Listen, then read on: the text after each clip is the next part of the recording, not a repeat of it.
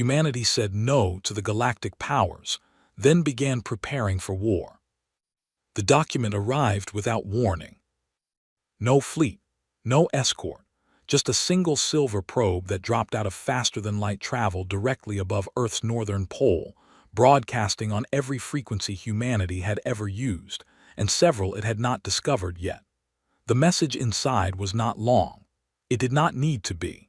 The Galactic Conclave had been sending the same message to new civilizations for over 400 years, and in that time the words had never changed, because the words had always worked. Delegate Urath delivered it in person. He stood inside the United Council chambers in Geneva, surrounded by the representatives of every nation on Earth, and he looked at them the way a person looks at something small and fragile before placing it on a shelf. He was tall, gray-skinned, with 4 arms folded at his sides and eyes that caught light at strange angles. He had done this 31 times before. He had watched empires crumble at this table. He had watched proud species go quiet and still when they understood the true size of the Conclave's power. He read the terms aloud. Humanity would suspend all independent military development. Humanity would contribute 15% of its total energy output as tribute. Humanity would accept Conclave oversight on all interstellar communication. In exchange, humanity would receive protection, access to galactic trade networks, and the privilege of existing under Conclave law. He finished speaking and waited. Director Hara did not move for several seconds. He was a small man by most standards, lean, with gray at his temples and the kind of stillness that came not from calm, but from years of learning how to hold himself together under pressure. He looked at Urath across the long table, and then he looked down at the document displayed on the surface in front of him. He read it once. He did not read it again. He looked up. "No," he said. The word landed in the room like something dropped from a great height. Several delegates shifted in their seats. One of them looked at the ceiling as though calculating distances. Urath's outer arms uncrossed slowly, a gesture that in Conclave body language meant deep surprise, almost offense. "You misunderstand the situation," Urath said. His translator gave the words a flat, patient tone, but underneath it was something sharper. "This is not a negotiation." "I understand perfectly," Hara said. "The answer is still no." Urath studied him. He had expected fear or bargaining or at least the performance of considering the terms. He had not expected this. He had read humanity's history. He knew what they were capable of. He also knew what the Conclave was capable of, and there was no comparison. "No civilization has refused the Conclave and remained intact," Urath said quietly. "Then we will be the first," Hara said. Urath left 1 hour later. His probe vanished the same way it had come, a blink of light above the North Pole, and then nothing. The council chambers sat in total silence for a long moment before anyone spoke. When they did, everyone spoke at once, and the room became noise for almost 4 full minutes before Hara raised one hand. The silence came back. "We have approximately 6 months before they return with something larger than a diplomat," he said. "We will use every hour of it." That night, in a basement room beneath the Geneva building that did not appear on any official floor plan, Hara met with 6 people. Commander Nadia Reeves, Dr. Arlen Voss, Admiral Sorin, 3 others whose names would not appear in any public record for years. The meeting lasted 40 minutes. Most of it was logistics. The decision had already been made. It had been made years ago, quietly, by people who understood that the Conclave's offer was never really an offer. At the end of the meeting, Hara signed a single authorization document. Project Ironwall was greenlit. On the surface, nothing changed. The lights stayed on. People went to work. News channels reported the Conclave's visit with cautious headlines. "Diplomatic contact," said one. "New galactic partnership under discussion," said another. The public knew something had happened. They did not know what had been decided in the room beneath Geneva or what had been set in motion in the hours after. But in research stations on the moon, Lights came on that had been dark for 2 years. On Titan, 3 construction teams received encrypted orders and began moving equipment that had been sitting in storage, waiting. 14 deep space relay satellites that the Conclave believed were dormant woke up and began doing something else entirely. Urath's ship crossed the edge of the solar system and joined the small Conclave patrol fleet waiting beyond Neptune. One of the junior officers asked how the meeting had gone. Urath was quiet for a moment. He thought about Hara's face, the complete absence of fear in it, the way the man had said no as if it were the easiest word in any language. "Fine," Urath said, "they will come around." He believed it. Every species came around eventually. Humans were emotional, divided, historically violent toward each other, and utterly inexperienced in galactic politics. They had no allies. They had no standing fleet. They had nothing that would matter once the Conclave decided to stop being patient. He filed his report and went to rest. Below, on the third planet from a yellow star, the work had already begun. The first thing Nadia Reeves did when she reached Titan was look at the ice. It covered everything out here, the rocks, the ridges, the long flat plains that stretched toward the methane lakes in the distance. The sky was the color of old rust, thick with haze, and the sun was so far away it looked like a bright star instead of the thing that kept the inner planets alive. She had spent 7 years doing deep space survey work before the council pulled her back. She knew cold places. She knew quiet places. This was the right place to build something no one was supposed to find. The shipyard was not a shipyard yet. It was 3 sealed pressurized tunnels drilled into a ridge on Titan's dark side, 40 shipping containers of equipment, and 62 engineers who had been told they were being reassigned to a long-term atmospheric research program. They were not atmospheric researchers. They were the best hull fabricators and propulsion engineers humanity had. Most of them had already guessed what they were really here to do by the time their transport landed. Nadia called the first full team, meeting the night she arrived. She did not explain everything. She explained enough. The Conclave had been given an answer. That answer meant humanity now had a specific window of time to build something that did not yet exist. They were not building ships for show. They were not building a deterrent. They were building a war fleet from scratch in secret on a moon that the Conclave considered too cold and too empty to bother monitoring closely. One of the engineers, a heavy-set man named Dubov, raised his hand and asked how many ships. "As many as we can finish," Nadia said. He asked what kind of ships. "Fast ones," she said. "Modular hull sections, easy to repair mid-operation. Weapons systems we'll design ourselves because we are not using anything the Conclave has ever scanned and catalogued." She paused. "Dr. Voss will handle the weapons. You handle the ships. Any other questions?" There were no other questions. Dr. Arlen Voss was already 3 days ahead of everyone else. He had set up in a converted storage module at the end of the second tunnel, surrounded by data pulled from 2 decades of official Conclave technology exchanges.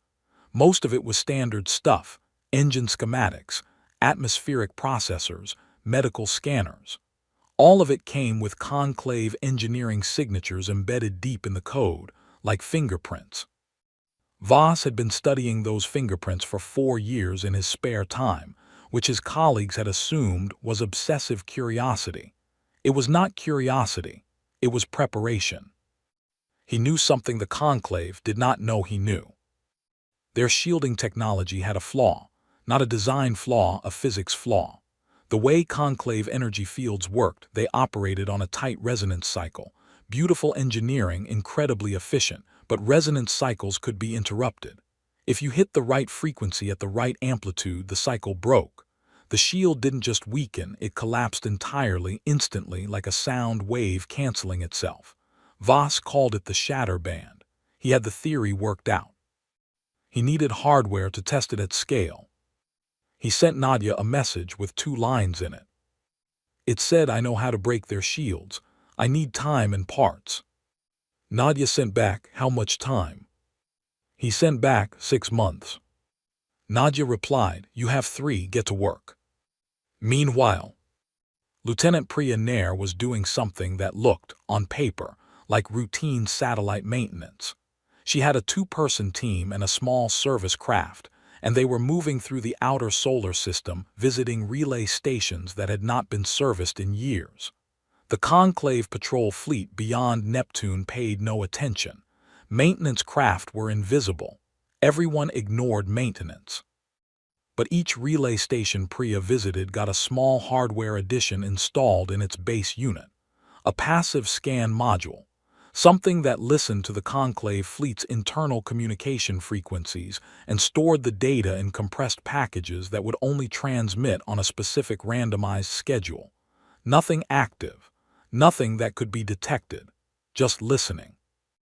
Within 3 weeks, she had detailed movement patterns for every Conclave vessel in the outer system, fleet rotations, patrol gaps, the specific windows when their long-range sensors pointed away from the inner solar system.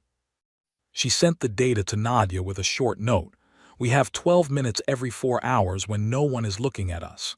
Use them." Nadia used them. Every 12-minute window, a supply run moved, equipment transferred. Ships began to take shape inside the Titan tunnels. The first hull section went up in the 4th week. It didn't look like much, bare metal framing, no systems installed, just the skeleton of something. But Dubov ran his hand along one of the support ribs and told his team it was the most important piece of metal humanity had ever bent into shape. No one disagreed with him. On Earth, Director Hara sat in his Geneva office and answered questions from Conclave-aligned trade partners who wanted to know why human signal traffic had dropped. He told them there were internal network upgrades underway, a standard maintenance cycle, nothing unusual. The trade partners accepted this. The Conclave monitoring station in the asteroid belt logged the reduced traffic and flagged it as consistent with a civilization beginning to quietly prepare for surrender. It had seen this pattern before. Species went quiet when they accepted the reality of their situation. The pride left first, then the noise. Then they sent a message asking to reopen negotiations. The monitoring station marked humanity as low priority and moved on to other things. Deep in the Titan tunnels, a second hull section went up. Then a third. The test happened at 300 hours, in a chamber so deep inside Titan's ice shelf that no scanner in the outer system could have reached it. Voss had spent 11 days building the emitter from scratch. It was not elegant. It was a metal cylinder the size of a fuel drum, wrapped in cooling coils, connected to a power cell that had been pulled from a mining crawler and heavily modified. The target was a piece of conclave shielding material, an official sample, legally purchased 6 years ago by a university research program that no longer existed. The sample was the size of a dinner plate. It sat on a stand 3 meters away, glowing faintly the way all conclave energy-bonded materials did, like something alive and certain of itself. Voss ran the calibration one more time.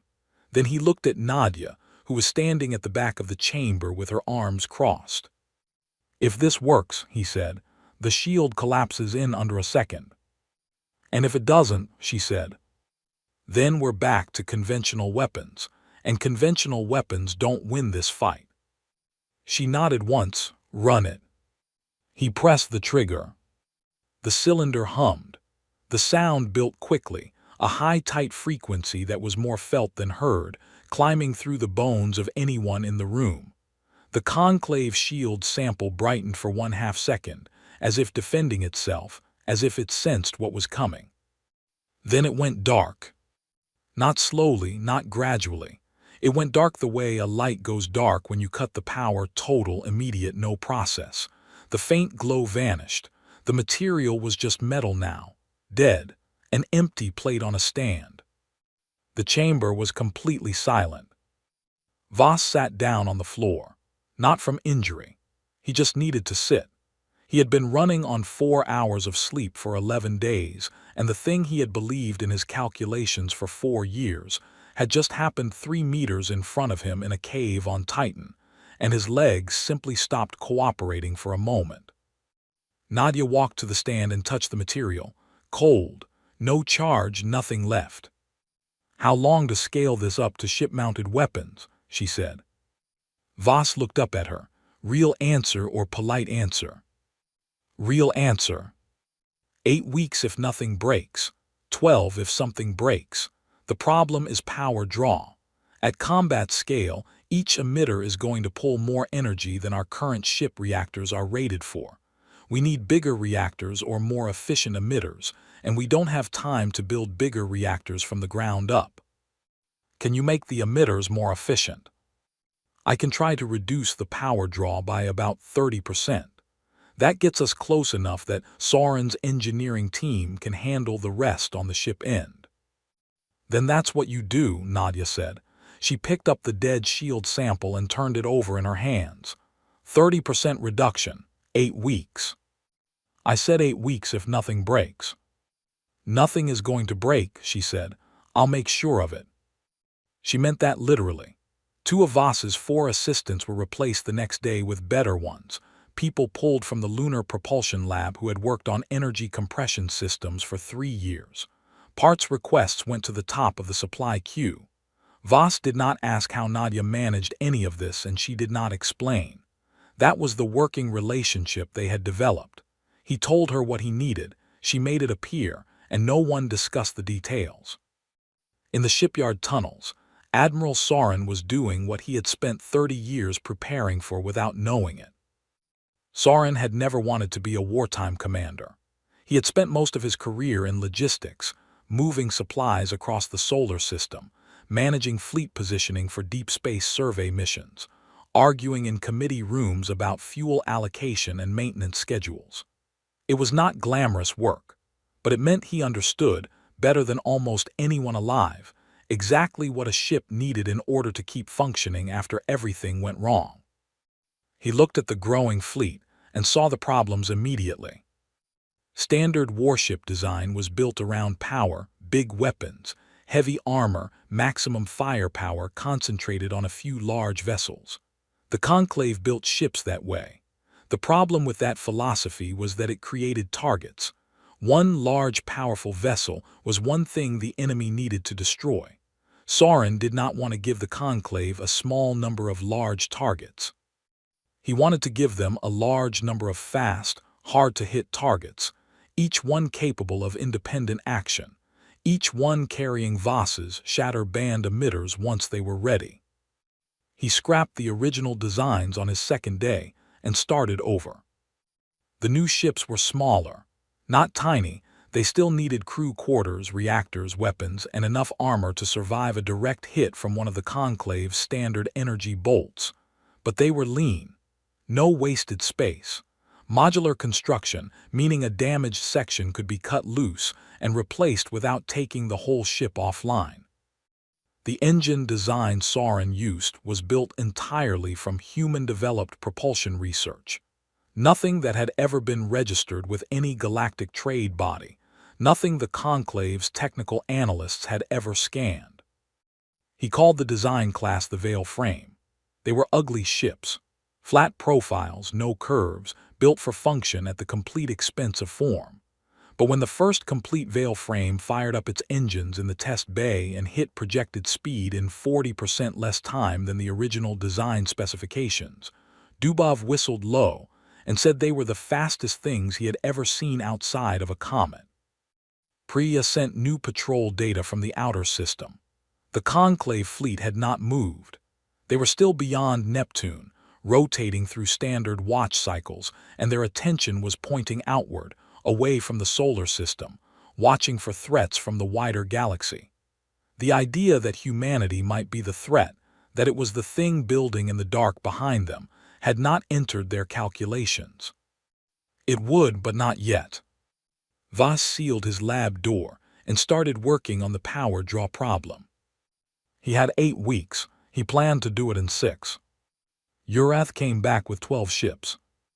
They dropped out of FTL in a spread formation above the ecliptic 12 Conclave vessels, ranging from mid-sized patrol cruisers to 2 heavy enforcement carriers, the kind built specifically to deliver consequences to civilizations that had misunderstood the nature of their situation. They did not fire. They did not send a probe. Urath simply opened a channel to Earth and waited.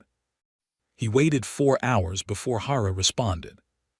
When Hara's face appeared on the transmission, Urath studied it the same way he had during their first meeting, looking for the crack, the moment when the weight of 12 warships parked in someone's solar system finally translated into the right kind of fear. He had done this before. He knew what it looked like when a species finally understood. Hara looked tired, nothing else. "Delegate Urath," Hara said, "we were not expecting you back so soon." "You were given 60 days, Urath said. 60 days to begin compliance. Those days are finished." "We have been discussing the terms internally," Hara said. "These things take time. There is a process." "The process is complete," Urath said. "You will send a formal acceptance within 30 days or the Conclave will begin enforcement. This means we will disable your communication infrastructure, restrict your interstellar travel, and if resistance continues, we will begin the removal of assets from your solar system, starting with the outer planets." Hara was quiet for a moment. "That seems like a significant escalation." "It is the standard process," Urath said. "You are not a special case." "I understand," Hara said. 30 days, we will have a response for you." The channel closed. Urath turned to his second officer and said that humanity would comply within 3 weeks. They always acted tougher than they were when they could still pretend there was a choice. The fleet settled into a holding pattern past Neptune, running standard watch rotations, long-range sensors sweeping the inner system on a 12-hour cycle. Hara went directly from the communication room to a secure line that connected him to Titan. "Status," he said. Nadia's voice came back flat and even. 31 ships operational, 11 more in final assembly. Voss's emitters are installed on the first 18. We are running power calibration tests. The Conclave gave us 30 days.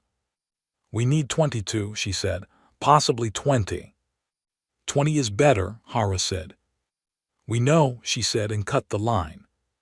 What Hara did not tell Urath, and what Urath had no way of knowing, was that Priya's team had been busy for the past 9 days doing something that looked, from the outside, like absolutely nothing. The deep scan disruptors were the size of a boot, small rectangular devices, matte black, passive until activated. Priya had personally overseen the construction of 64 of them over the previous 3 weeks, using modified geological survey hardware and a signal masking method that Voss had worked out as a side project between emitter tests. Each disruptor, when active, didn't jam sensors jamming could be detected. Instead, it fed the scanning system a slightly adjusted version of what the sensors were already seeing. The ships in the Titan shipyards appeared to be ice formations. The energy signatures from the reactors appeared to be geothermal readings. Everything was slightly wrong in a way that looked completely normal. Getting them close enough to the Conclave fleet to work was the hard part. Priya's team spent 8 days doing it as maintenance runs. Same small service craft, same slow approach patterns, same total disinterest from the Conclave vessels who watch them come and go the way someone watches a cleaning crew move through a building. The disruptors went in at the base of 6 relay stations clustered in the outer system, positioned so their coverage overlapped into the zone where the Conclave fleet was sitting. The fleet never scanned for them because the fleet had no reason to expect them. There was nothing here worth finding. This was a defeated species running its satellite maintenance while it found the courage to accept the inevitable. On day 9, Priya activated all 64 at once from a distance. The Conclave fleet's sensor picture of the inner solar system quietly became a fiction. She sent Nadia a single message: "They are blind. You have a clean window anytime you want it." In the Titan tunnels, the pace shifted. Crews worked in longer rotations. The final 11 ships moved from assembly to systems installation. Voss stood at the open access panel of Ship 38 and personally oversaw the installation of its emitter array, checking each coupling by hand before signing off. He had reduced the power draw by 34%, better than the 30 he had promised. Soren's engineering team had made up the remaining gap with a reactor modification that Dubov had suggested after staring at the power curve diagrams for 6 hours straight one night. The fleet was not beautiful. 42 ships of irregular size, all flat profiles and modular panels, sitting in ice-carved bays on a moon most of the galaxy considered worthless. But they were ready, or close enough to it that the difference no longer mattered. On day 18, Hara transmitted a message to Urath's flagship. He thanked the conclave for its patience. He said the internal discussions were nearly complete. He asked, humbly, carefully, for 2 additional weeks. Urath read the request and laughed. The word went through his translation software and came out as a sharp, short sound, but the meaning was clear. 2 more weeks. The humans were stalling badly, the way all of them stalled at the end. They wanted more time to process the grief of losing their independence. He had seen it dozens of times. He approved the extension, 2 more weeks. Let them have their time, he told his second officer. It changes nothing. On Titan, Nadia read Hara's transmission report and said nothing for a moment. Then she turned to Dubov. Move up the final calibration tests. I want the full fleet ready in 14 days, not 16. Dubov nodded and went to find his team. The clock was running. The conclave did not know it. That gap between what they believed and what was true was the only advantage humanity had ever had in this fight, and every hour that passed made it wider. 42 ships left Titan on a Tuesday. There was no ceremony, no speeches. Nadia stood at the entrance to Bay 1 and watched them go, one after another, engines lighting in the orange haze and then climbing up through the cloud layer and out of sight. Each ship carried a crew of 19. Each crew had been briefed completely 3 days prior, which was the first time any of them knew the full shape of what they were part of. None of them had asked to be reassigned. None of them had been given a choice.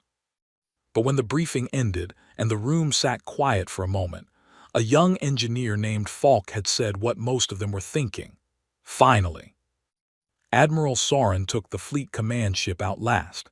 He stood at the navigation console and watched Titan drop away below him, the orange sky thinning to black, the rings of Saturn sweeping past at distance, the sun shrinking behind him as they climbed outward.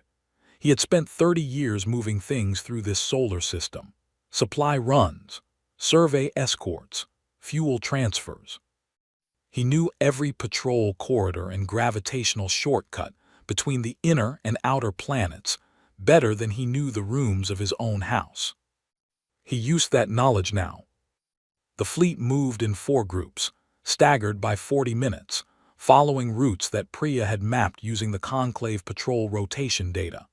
Every window Priya had identified in the sensor coverage was used. The ships ran cold, reactors throttled back, emissions suppressed. The deep scan disruptors Priya's team had planted doing their quiet work and keeping the Conclave's picture of the solar system clean and empty and reassuring. It took 11 hours for all 42 ships to reach the outer system assembly point, a region of empty space 20 degrees off the ecliptic where Priya had confirmed no conclave sensor array had direct line of sight. They gathered there in the dark, running silent, 42 shapes that the conclave believed did not exist. Nadia was in the Titan war room, tracking every move.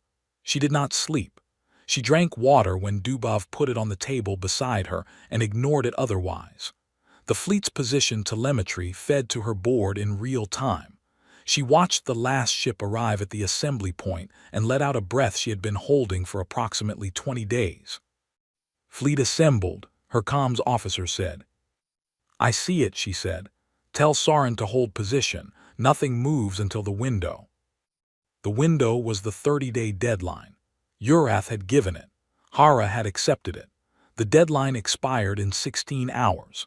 Standard conclave enforcement procedure, according to the documentation Priya had pulled from their transmissions, was to begin with a formal declaration, then advance the fleet toward the inner planets. The declaration was meant to be the last chance. The advance was meant to be overwhelming enough that no physical resistance was possible. The conclave had run this procedure 31 times. It had worked 31 times. In those 16 hours, Voss ran the final emitter checks himself. Ship by ship, he connected to each vessel's weapon system through the fleet network and ran a calibration handshake. A signal that verified each emitter was tuned to the correct shatter band frequency and had enough power to sustain fire for at least 90 seconds of continuous discharge. All 42 ships passed. He leaned back in his chair and stared at the ceiling of the war room for a long moment. "They're ready," he told Nadia. "They were always ready," she said. "Now they know it." The deadline expired while Urath was in a meeting with his fleet captains discussing post-enforcement resource allocation. The meeting was optimistic. Nobody expected serious resistance. The captains had done this before in other systems, and the process was always the same. You advanced, you demonstrated force. The civilization in question produced its leadership on a communications channel and said the words. Sometimes they cried. Sometimes they were angry. They were always alone, because no species with any intelligence was going to side against the conclave to protect a civilization that hadn't even been spacefaring for 200 years. Urath authorized the advance. 12 ships began moving inward, sensors sweeping, weapons charged, broadcasting the formal enforcement declaration on all frequencies. The message was clear. Earth had one final chance to transmit compliance before the fleet reached the inner system. They expected silence, then contact, then capitulation. Soren was watching the conclave fleet move on his tactical display. He saw the formation. He recognized the approach pattern from the documentation Priya had gathered. They were moving confidently, with the spacing of ships that did not expect to need to maneuver quickly. He opened a channel to the fleet, all 42 ships. "This is Soren, they're moving. Everyone holds until I give the signal. No one fires early. No one breaks formation. We do this the way we planned it." He paused. "Humanity spent 20 years letting these people believe we weren't worth paying attention to. That ends today." He switched to the conclave channel. "Delegate Urath," he said. "This is Admiral Soren of the human fleet Iron Veil. You have entered defended space. I am giving you one opportunity to halt your advance and withdraw your vessels beyond the heliopause. After that opportunity, we will engage." The channel was silent for several seconds. Then Urath's voice came through, not alarmed, amused. "Human fleet," he said, clearly reading from a translation feed. "There is no human fleet.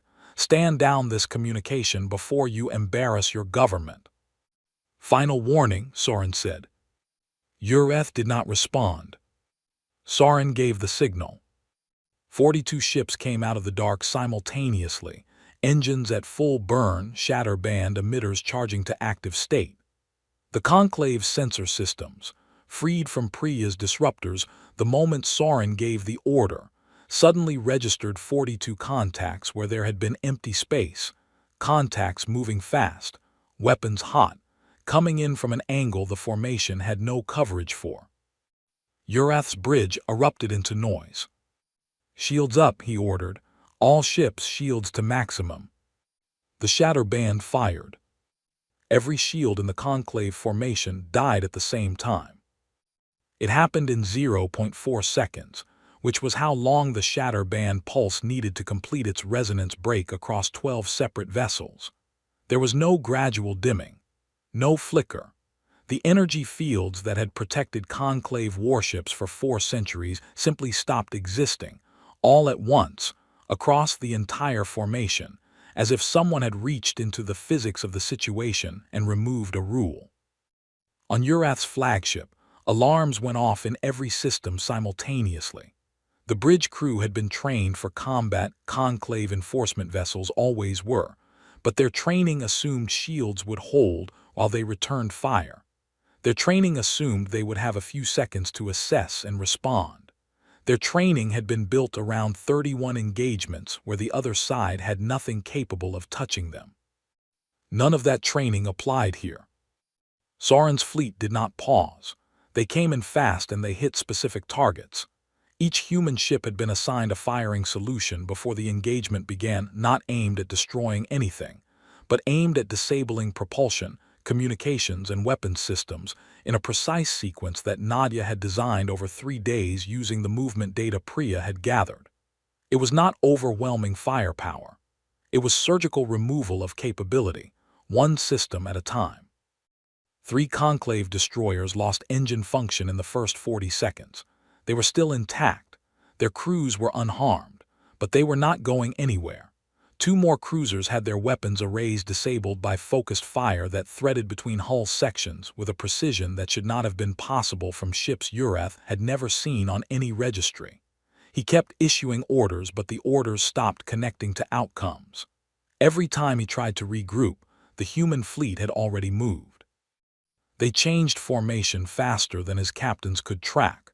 They did not behave like a military force following a script. They behaved like 42 independent problems that happened to be coordinated. Urath ordered a retreat to the outer system. 6 of his ships made it. The other 6 found themselves unable to move. Priya's boarding teams had been waiting in 2 fast insertion craft running dark behind the fleet. The moment Sauron's ships locked down Urath's flagship and the nearest heavy carrier, the insertion craft moved. 12 Marines per craft. They breached through maintenance airlocks, specific entry points that Priya had identified from Conclave design documentation, purchased legally through an academic exchange program 3 years prior. The Conclave ships' crews were not expecting boarders because the Conclave had never been boarded.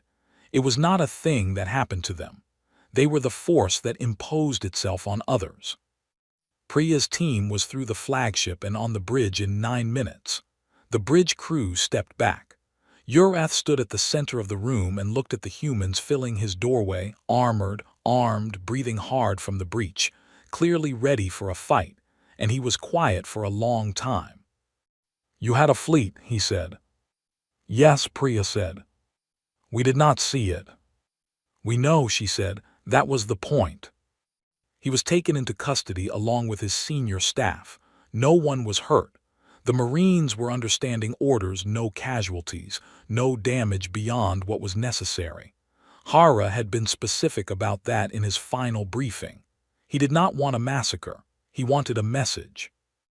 The message went out 40 minutes after the engagement ended. Hara transmitted it directly to the Galactic Conclave's High Council on the same frequency Urath had used to deliver the original ultimatum. He read it aloud, slowly, from a document he had written himself and not delegated to anyone else. He said that humanity had engaged the Conclave enforcement fleet in self-defense. He said that 6 ships were disabled and held in the outer solar system, and that all crews were unharmed and would be released once the Council acknowledged receipt of humanity's terms. He said that the terms were not complex. The Conclave would recognize Earth's solar system as sovereign human space. No Conclave vessel would enter without explicit human permission. In exchange, humanity would release the ships, return the crews, and not pursue any further military action. He paused before the final paragraph. Then he said that if the Conclave chose to send another fleet, humanity would be ready for it. Not because humans wanted war, but because humans had spent most of their history learning what happened when they were unprepared for it, and they had decided, collectively and finally, that they were done learning that particular lesson. He closed the transmission. The Council did not respond that day, or the next. On the 3rd day, a short acknowledgement came through, no commentary, no threat, no counter-demand. Just confirmation that the message had been received and was under review. It was the most careful language the Conclave had ever used with a species that wasn't a full member state. On Titan, Nadia shut down the war room console and sat in the quiet for a while. Voss was asleep in his chair nearby, which he had been doing for about 6 hours. Dubov had taken his team out to the surface, which was against protocol, and they were standing in the orange haze looking up at a sky that looked exactly the same as it always had, except that it didn't feel the same anymore.